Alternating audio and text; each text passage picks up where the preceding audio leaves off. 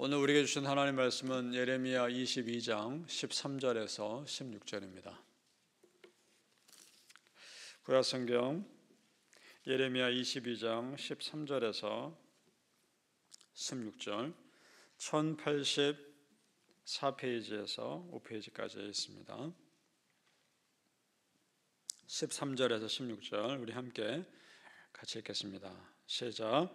불의로 그 집을 세우며 부정하게 그 다락방을 지으며 자기 이웃을 고용하고 그의 품삯을 주지 아니하는 자에게 화 있을진저 그가 이르기를 내가 나를 위하여 큰 집과 넓은 다락방을 지으리라 하고 자기를 위하여 창문을 만들고 그것에 백향목으로 입히고 붉은 빛으로 칠하도다. 네가 백향목을 많이 사용하여 왕이 될 수 있겠느냐?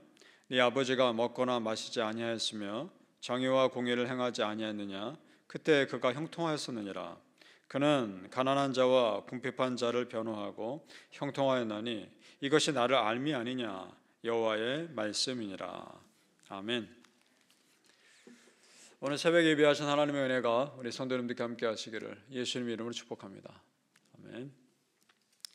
자, 여러분 오늘 13절 16절 읽은 그 표제에 보통 파란색으로 표시되어 있는데 그 윗부분에 누구에 대한 말씀이라고 되어 있나요?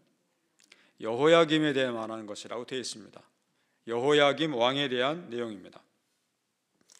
자, 이스라엘 백성들에 대한 하나님의 심판의 메시지가 이제 왕으로까지 이어지고 있는 겁니다. 한 공동체가 잘못된 길로 가는 데는 리더십의 잘못이 크기 때문에 그렇습니다. 그래서 영적 리더가 가지고 있는 그 무게감이 참 큰 겁니다.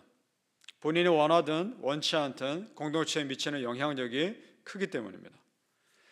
오늘 말씀 여호야김 왕에 대한 내용인데 그 앞부분에 또 올라가 보면 살룸 왕에 대한 내용도 나옵니다. 이 살룸 왕과 여호야김 왕은 아버지가 한 사람입니다. 같은 사람이죠. 요시야라는 사람입니다. 유대 역사에서 요시야는 참 훌륭한 왕입니다. 종교 개혁을 제대로 한 왕이기 때문에 그렇습니다.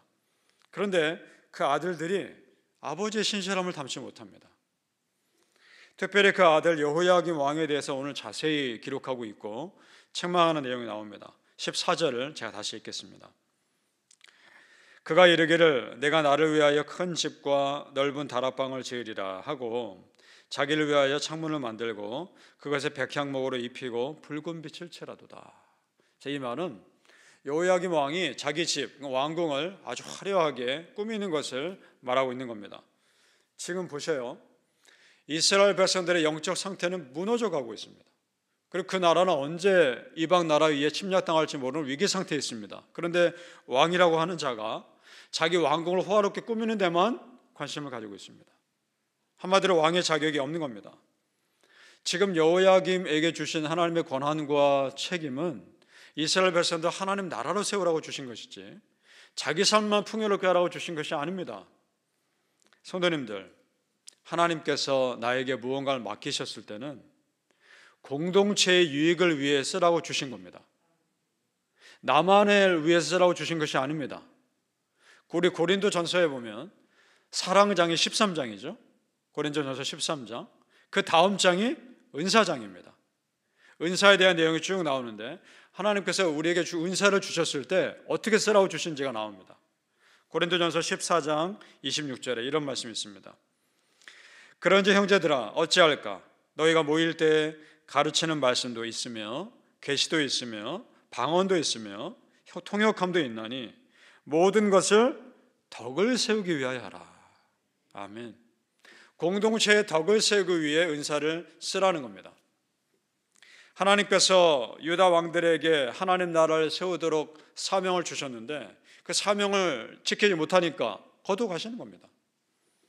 예수님의 기적들 생각해 보세요. 병 고치는 기적들, 죽은 자도 살리시고 그 수많은 일들 유다 백성들을 위해 쓰십니다. 예수님 당신을 위해 쓰실 필요가 없었던 거죠. 영적인 원리 중에 이런 것이 있습니다. 은사도요 계속 사용해야 풍성해집니다. 그 은사를 쓰라고 주셨는데 안 쓰면 하나님 거두가십니다. 그런 경험 해보셨습니까? 은사는 쓰라고 주시는 겁니다. 공동체의 유익을 위해서. 바라기는 성도님들, 하나님 나라와 그 영광을 위해서 우리 성도님들 마음껏 쓰임 받으시기를 예수님 이름으로 축복합니다. 자신의 배를 채우기에 급급한 여호야김에 대한 하나님의 평가가 15절에 나옵니다. 우리 다 읽어봤지만 또 한번 같이 읽어보죠. 15절입니다. 시작. 네가 백향목을 많이 사용하여 왕이 될 수 있겠느냐? 네 아버지가 먹거나 마시지 아니하였으며 정의와 공의를 행하지 아니하였느냐? 그때 그가 형통하였느냐? 아멘. 그러니까 이 말씀은 이런 겁니다. 네가 왕으로서 백향목으로 그럴듯한 궁궐을 지은다고 해서 네가 제대로 된 왕이 될 수 있겠느냐? 네 아버지를 봐라. 흥청망청하지 않고 참 공의와 진실로 하지 않았느냐? 그때 그 요시야 왕이 형통하지 않았느냐? 그 말씀하고 있는 겁니다. 그러니까 지금 하나님은 뭐가 정말 중요한 것이냐 반문하고 있는 겁니다. 자, 그렇다면 궁금한 게 생기죠. 왜 이 아들이 그 아버지의 신실함을 본받지 못했을까? 아버지의 그 신실함을 어렸을 때부터 보면서 자랐을 텐데 왜 본받지 못했을까? 궁금한 게 생깁니다. 그 아버지가 어떤 사람인지를 먼저 보죠. 열왕기하 23장 25절에 그 아버지에 대해서 이렇게 나옵니다. 요시야와 같이 마음을 다하며 뜻을 다하며 힘을 다하여 모세의 모든 율법을 따라 여호와께로 돌이킨 왕은 요시야 전에도 없었고 후에도 그 같은 자가 없었더라. 아멘. 굉장한 칭찬입니다. 요시야 전에 어떤 왕들이 있습니까? 다윗도 있었고 또 히스기야도 있었고 솔로몬도 있었고 그 왕들과 비교할 수 없을 만큼 하나님 칭찬하지 않습니까? 그 전에도 없었고 그 후에도 없었다. 그가 그만큼 종교 계획을 철저히 했기 때문에 그렇습니다. 성도님들 참 생각이 많아집니다. 요시야 같은 믿음의 왕 밑에 이런 여호야김 같은 참 어리석은 왕이 나온 것을 보면서 생각이 많아집니다. 믿음은 자기 책임입니다. 결국 믿음은 자기 책임입니다. 아무리 좋은 믿음의 환경 가운데 있어도 본인이 받아들이지 않으면 소용없는 겁니다. 나만의 신앙 고백이 있어야 하고 여러분만의 신앙 간증이 있으셔야 하는 겁니다.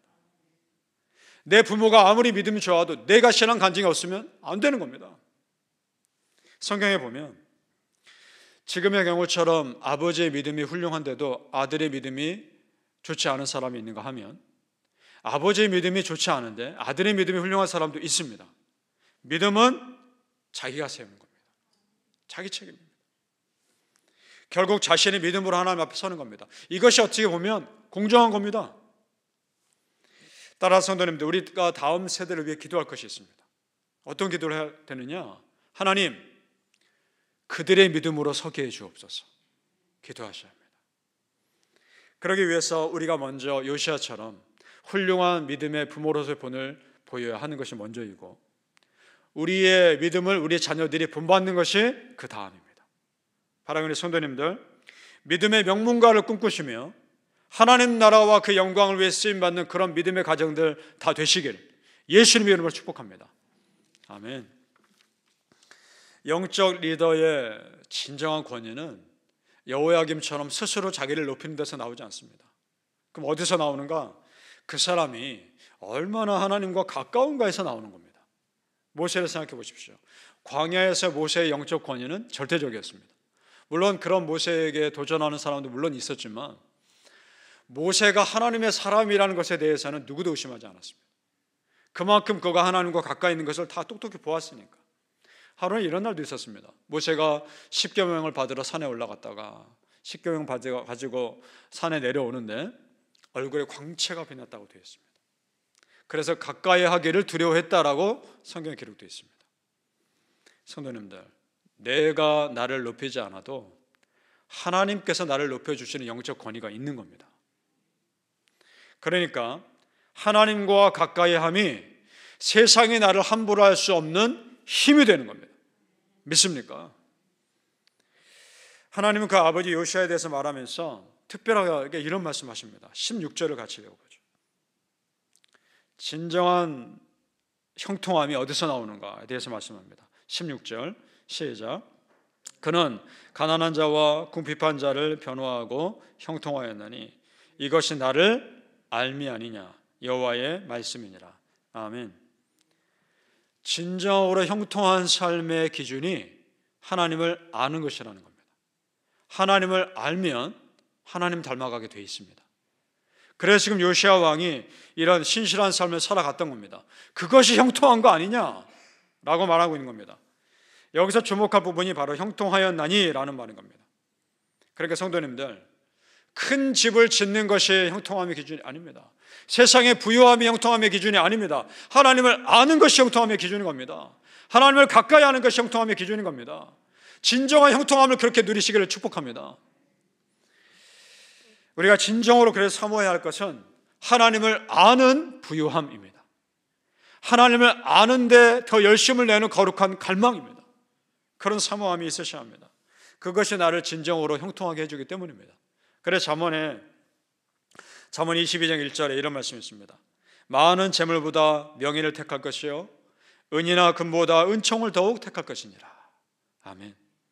그러니까 보이는 형통만을 위해 살았던 그 아들 여호야김과 보이지 않는 형통을 위해 더 은혜를 사모하며 살았던 요시야의 삶은 완전히 다른 삶입니다. 성도님들, 믿음의 세계는 보이지 않는 은혜가 먼저입니다. 그 다음에 보이는 축복으로 나타나는 것은 그 다음인 겁니다. 바라기를 성도님들, 하나님을 아는 일에 더욱 열심을 내시고 그로 인해 진정한 형통의 삶 누리시기를 예수님 이름으로 축복합니다. 아멘. 기도하겠습니다. 아버지 하나님, 하나님을 아는 일에 열심을 내게 하여 주옵소서. 진정으로 형통한 삶이 무엇인지 말씀하시니 감사합니다. 이 세상의 부유함이 형통의 기준이 아니라 하나님을 아는 부유함이 형통함의 기준임을 믿습니다. 오늘도 하나님을 더 깊이 알아가게 도와주시고 하나님의 성품을 닮아가게 하여 주시옵소서. 아버지 하나님, 요시야 같은 믿음의 사람이 되게 하여 주옵소서. 다윗 같은 믿음의 사람이 되게 하여 주시며 히스기야 같은 기도의 사람이 되게 하여 주시옵소서. 우리 자녀들 그들의 믿음으로 하나님 앞에 서게 하여 주옵소서. 그들 각자가 각자의 삶의 간증이 있게 하여 주옵소서. 그 전에 내가 먼저 믿음의 부모로서 제대로 살아가게 하여 주시고 나의 믿음의 삶을 자녀들이 본받게 하여 주시옵소서. 참 두렵고 떨림으로 갑니다. 우리 자녀들에게 내가 어떤 믿음의 부모로 비춰졌을까? 어떤 믿음의 부모로 보일까? 참 두려운 마음으로 서게 해주시고 오늘도 우리 자녀들 앞에서 진실한 믿음의 부모들이 되게 하여 주시옵소서. 하나님께 쓰임받는 믿음의 명문가들이 다 되게 하여 주시옵소서. 감사하며 예수님 이름으로 기도합나이다. 아멘.